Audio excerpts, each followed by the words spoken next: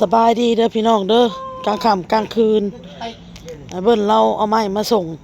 เพราะว่าไม้ที่เพิ่นเอามาส่งมื้อสุดก่อนท่านมันบ่พอเนาะพี่น้องอันนี้ก็ยังบ่พอนะนี่แต่บ่พอก็ให้เอามาก่อนได้สำนี้ก็เอามาสำนี้ก่อนมันจะหาวันนึงก็เดือนว่าที่แรกว่าสิหมดบ่ได้หลายพี่น้องเอ้ยบัดพอเฮ็ดแล้วก็โต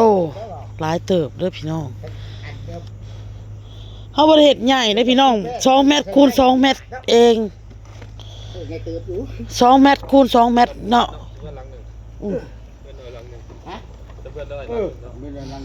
ฮ้อนหลายก็มานอนตูบพี่ละเอาลงนี่แล้วเนาะเอาลงนั่นแหละจักโตอันนี้ไม่แม่น่ะเจ็ดไม่อันนี้11เป็นกระชองเม็ดลาย2เม็ดพวกพัดนี่นะสีแดงอันนะพวกไม้ชะนี่อันเพราะเราเฮ็ดปันดอกมันไดก่อนกูอ่านมึงกันอ้าวมืดแล้วบัดนี้บ่ได้เห็นหูเห็นหวยบัดนี้มืดกระหากเลยมืดเบิดได้จริงได้กูทำนี่ไอ้กูเองกับหมู่มีตัว2ไทยนี่แม่แป้นน่ะได้ครบบ่รู้บ่ได้ครบอ้าวมันมี8แผ่นมี8แผ่น7แผ่น7ก็ยังเท่าไรบัดนี้ยัง4เนาะ4แผ่นบ่ยัง4ได้กูก็แกมั้ยอีไม้ตัวนี้ละครบแม่นบ่ไม้ตัวนี้จักแล้วผมว่าสิมาเส้นอันนี้11นี่51เส้นก็ยังบ่ครบยังบ่ครบจื้อเอาเด้อบัดนี้เด้อก็เอามาพบกันเลยกับแป้งนะบัดให้เจ้าจื้อได้บัดนี้ได้กูจื้อแล้วเพราะว่าอีพ่อเมื่อเราก็สิบ่ได้จื้อได้ฮู้แต่ว่าไม่แป้นน่ะมีแต่ว่าไม่แป้นน่ะบ่พอ4แผ่นล่ะเป็น10ไล่รวมเลยคือ18นี่เข้าใจเป็น18ไล่เลย18แท้เลยครับ10บ่ความหมายว่าที่มันยังบ่ครบหั่นนะไม่แป้นน่ะ4แผ่นแล้วก็ไม้อันน่ะ15แผ่น15โตแต่ว่าอันนี้แล้ว15โตนี่15โตได้มาแต่8จะว่าไปแล้วว่าบ่แม่น11 11ก็ยังคือนับมึงนี่กูอีสิรอป่ะเย็นเลยพักเลยนะเนี่ยเนียนตึ้งๆอยู่ว่าเคยคือออกยาวหมูก็จะนอนหมดเลยพี่น้องเด้อกาดออกยาวแท้ว่ะยาวออกตามไม้อยู่เลยเจ้าของคืออะไรแล้วมื้ออื่นนี่ได้อีพอฮะโอ้ยมืดเด้พี่น้องเอ้ยมืดเอาไปต่อมื้ออื่นพี่น้องมาถ่ายเบิ่งอีกพี่น้องมาตัดภาพมาตอนเช้าพี่น้องเอ้ยตัดภาพมาตอนเช้าๆข่อยก็สิมาถ่ายให้เบิ่งใหม่ให้เบิ่นเพิ่นเอามาส่งเมื่อคืนนี่เด้อพี่น้องเด้อพอแอเพิ่นก็เลยมาประสานต่อเฮ็ดตอนเช้าพี่น้องพอแอเพิ่นก็เมื่อมื้อนี้กลับมื้อนี้แหละพี่น้องแต่ว่าสีสวยๆจึงออกเมื่อเพิ่นว่าเฮ็ดตุให้ลูกอ้นก็เลยว่าเฮาย่านเจ้าเมื่อยพ่อเอ้ยว่าบ่เฮ็ดให้ก็อย่ามีแต่ว่ามื้อใดเจ้าแล้วเวียกแล้วหยังเจ้าจึงลงมาจึงมาเฮ็ดให้อ้นว่าบ่เราว่าสิเมื่อสิสวยๆเราว่าเฮ็ดในก่อนก็ได้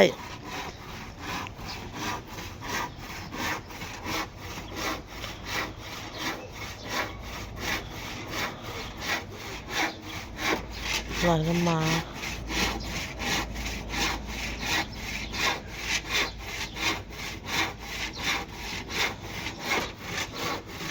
ไหลน้ำมาโตครับนี่แหละโตครับพี่น้องอีกบ่ดนนะพี่น้องอีกบ่ดนก็คือสิแล้วล่ะพี่น้องเฮ็ดแต่เช้าพี่น้องเขาเรื่อยแล้วมันบ่อนนาบ่อนบ่ามันบ่เสมอกันภาคเอา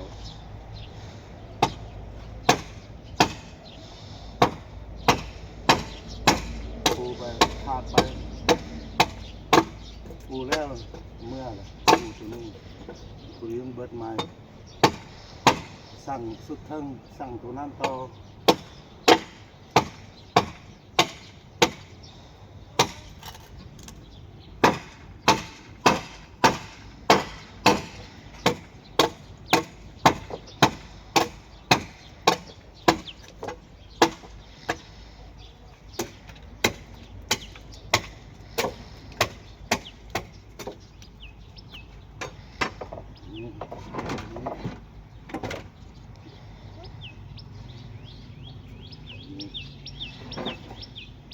ข้าวกับเสา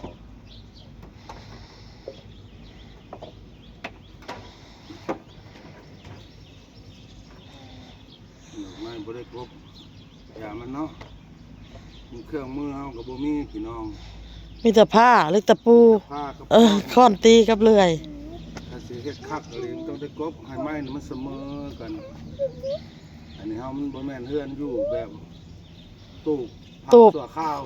แล้วเขาก็ซื้อศาสตร์เวลาเขามานั่งเขาก็ซื้อศาสตร์มาปูนั่งพี่น้องเลยอันนี้สิเป็นเกยเด้อพี่น้องเด้อ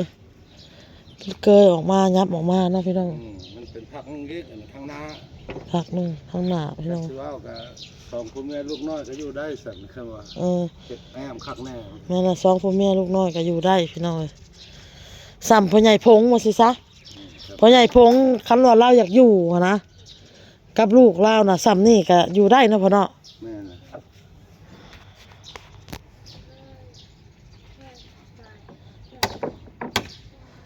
เดี๋ยวอันตูบนี่ก็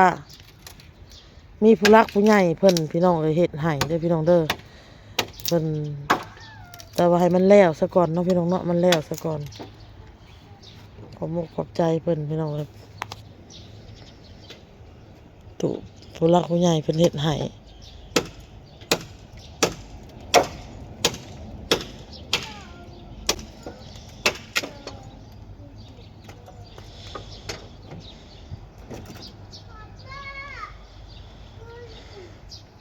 เคยออกมานี่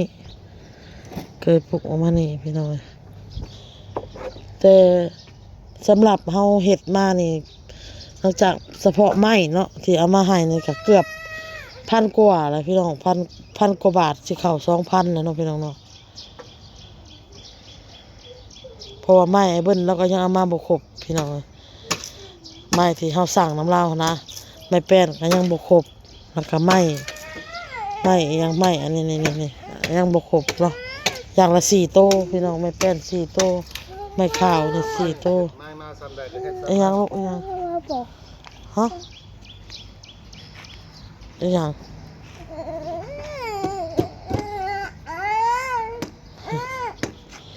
เฮ็ดหยังไปเบิ่งบอลดูบอลแล้วไปส่งอ้ายไปโรงเรียนได้นี่เบิ่งบอลดูไปหาบอลดูบอลแล้วไปโรงเรียนว่าสิไปเรียนเด้อว่าสิไปโรงเรียนบอกบอลไว้หม่อมเนาะไปบอกบอลไว้ไหมน้องพี่น้องบอกบอลไว้บอลไปโรงเรียนเด้อว่าสิบอลเอ้ยห้องบอลนายไปโรงเรียนว่าสิไปโรงเรียนว่าสิบอลเอ้ยไว้ตื่นแล้วล่ะพี่น้องเอ้ยน้องบอลก็ได้ยังมาซอยเวียกพ่อเฒ่าอ้นก็เลยว่าเจ้าไปหาสวยหน้าแปรงฟันเตรียมนุ่งเครื่องไปโรงเรียนลูกบ่ซอยพ่อเฒ่าก็ย่าอ้นว่าไปโรงเรียนบอกลูกน้องบอลก็เรียนเดือนนี้ก็เดือนหน้าก็สิได้พักแล้วพี่น้องเอ้ยหมดเดือนนี้แล้วก็เดือนสงกรานต์แล้วก็เดือน5แล้วก็เซ็งแล้วหลังสงกรานต์ไปก็เซ็งแล้วก็เริ่มสิได้ปิดเทอมแล้วห้องนี้น้องบอลกับพี่น้องเลยอีก2 เดือนยังลูกยังบัดนี้อ๋ออยู่จังเป็นปีสังเบิ่งผมนี่ก็คือหางนกเลยนี่ไม่เท่ามากเลยอย่าขี่รถ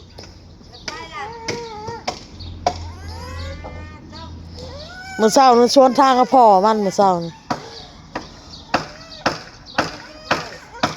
ยังกินข้าวอยู่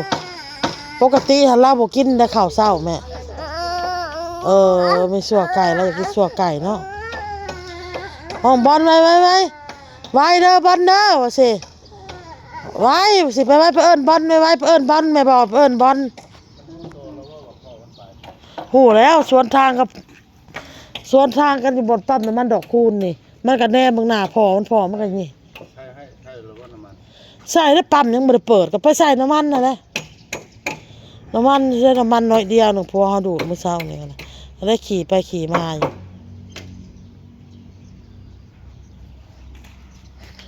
มันบ่ได้มีน้ำมันปั๊มบ่มีเขายังบ่เปิดหรือว่าเขาปิดก็ยังบ่ฮู้นี่บ่มีน้ำมันเจ้าก็สิบ่ได้เมื่อแล้วพ่อเอ้ย ยังยาวไป เมื่อ แห้งยับไปหอสิได้เมื่อมื้อนี้ประแทงว่าบ่ได้เมื่ออีกแล้วว่ะ ไข่มุกโทรหา เอาเบิ่งอ้าวสบายดีนะลูก สบายดีป่ะลูก มัดแพรน่ะปลดก่อนละว่ากระเป๋าปลดก้อนกระเป๋ามัดแพรเบิ่งอนุชนเลยพี่น้องน้องบอลยังเป็นอนุชนแพรแดงน่ะเป็นเยาวชนแพรสีฟ้านี่อนุชนเพราะว่า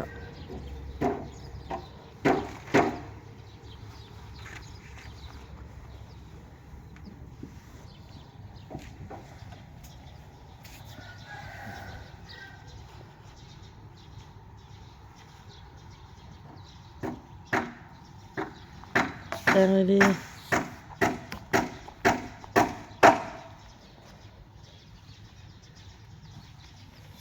แปลงเลยดีคอค่ะ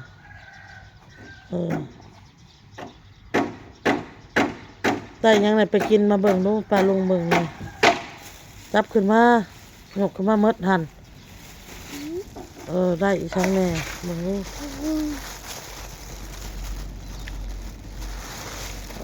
ได้ฮอทดอกกับจามพี่น้องได้บักโมได้บักโมเจ๊ใส่ปะแม่เอาไปส่งอันนี้เงินนี่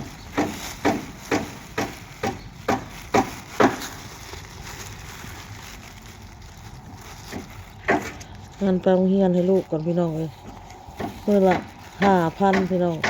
คันตีเป็นเงินไทยกับมื้อละ5 บาทบ่คือว่าจังได4 บาท5 บาทนี่แหละ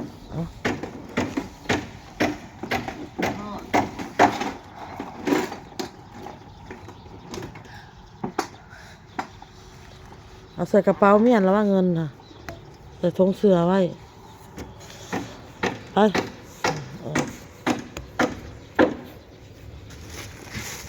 ส่งน้องบอลกับพี่น้องบัดนะไปส่งน้องบอลกับมาเลยพี่น้องไปส่งลูกไปโรงเรียนกับมาแล้วน้องบอลกับมีคน2 คนในโรงเรียนแม่ คนยังบ่หลายเด้อซะไปส่งแต่เช้าพี่น้องสบาย นี่ตู้เผากันสิแล้วนั่นล่ะพี่น้องเลย ปูก็ได้นั่งลิ้นยังไม่ได้ ปูก่อนเนาะพ่อเนาะ เมื่อไรจะ ยังบันไดอีกเด้พอเองเสียดบันไดเด้ ยากเนาะอันนั้น ยังบ่มีเครื่องเครื่องนี่ บันไดในเห็ดอยู่หลุมเห็ดตัวนี้ป่ะ เออ ตัวนี้ล่ะคือตัวนี้ เอ ล่ะ อย ก มาขึ้นนี่ก็ขึ้นที่มันเกิดพนักอีกโอ้ยยังลายอยู่ดอกเอาใส่ไป ตูบน้อยพอดีอยู่2 คนลูกมีอันน่ะ โอ้เขาว่าเงินว่าวเงินดอก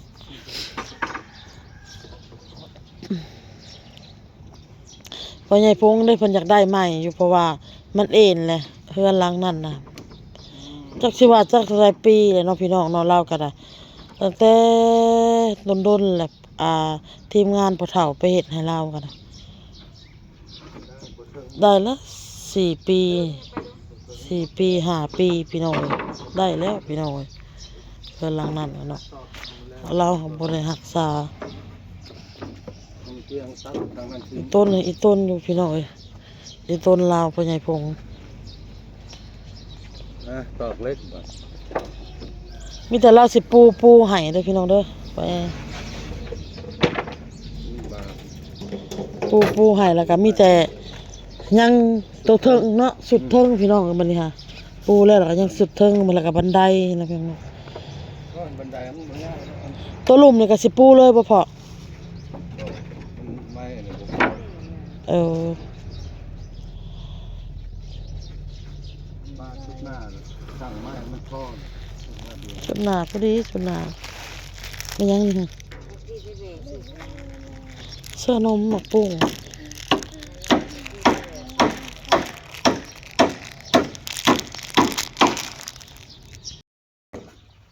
สิแล้วแล้วพี่น้องนี่ ยังยอมให้เจ้าบ่ายนะใส่ขึ้น สิแล้วแล้วพี่น้อง แล้วเฉพาะปู ยัง สุด แล้วเฉพาะปูเด้อพี่น้องเด้อ แล้วข้างหน้ายังเบิดไม้แล้ว เดี๋ยว ไม้ขึ้นหน้าทยอยเฮ็ดแต่แล้ว